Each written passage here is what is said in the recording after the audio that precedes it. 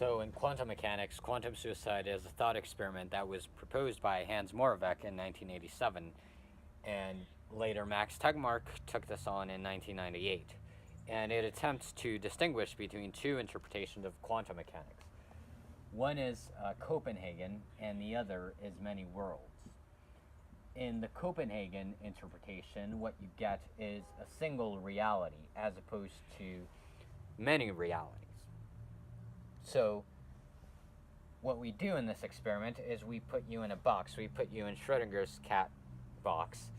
Instead of the cat, it's an educated human who has known about the debate between these two camps, the Copenhagen and the many worlds. So your life now rests on a qubit, which will be 50% likely to set off a bomb and 50% likely to not set off this bomb.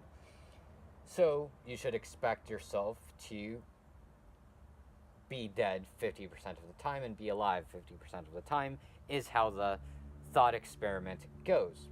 Except it rests on the mistaken assumption that consciousness is epiphenomenal, that you could actually find yourself in eternal non-existence. But it is a case that consciousness is a physical process. It is a physical process in the same sense that light is a physical process, which cannot be divorced from the electrical current going into that light bulb. It cannot be divorced from the two fingers of the person who pulls on that light switch and causes that electrical current to go and cause that light bulb to emanate light. So, if consciousness is a physical process, then all your little particular parts going into making your consciousness are also themselves in a sort of metaphorical box, because they are already in superposition.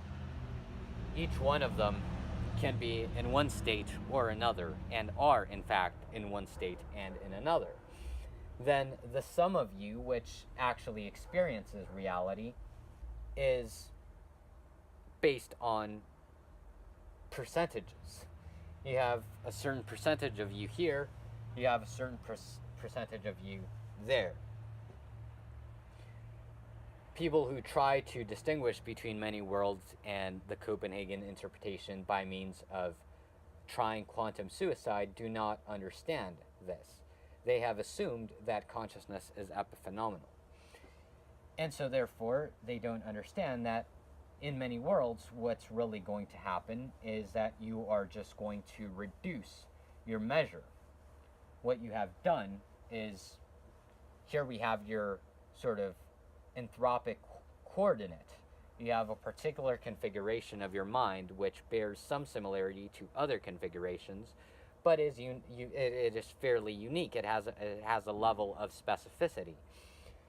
And then this configuration, what it does when you flip this coin is it'll split itself into one side where it's dead, where it has reduced its measure, in other words, but that says nothing about the inner light of awareness. The inner light of awareness, consciousness, is always going to exist where it exists.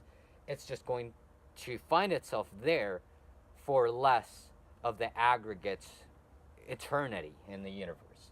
It's going to find itself less and less there because, now all of these are absolutely blank, right?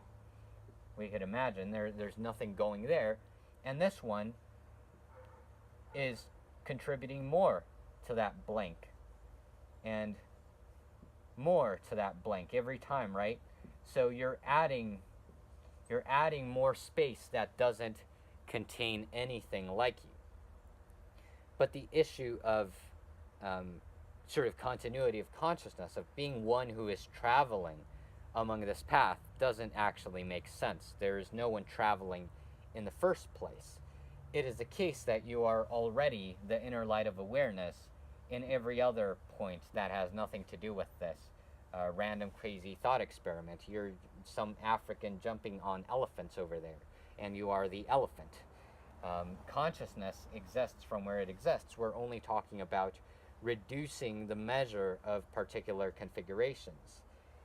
And Copenhagen, in the first place, assumed that an observation was somehow magical, that somehow you could define at any point in the universe a sort of solipsistic collapse into that single reality.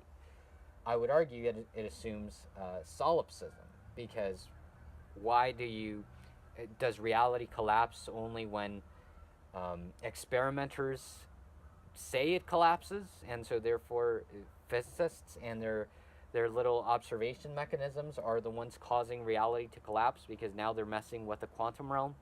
It makes absolutely no sense.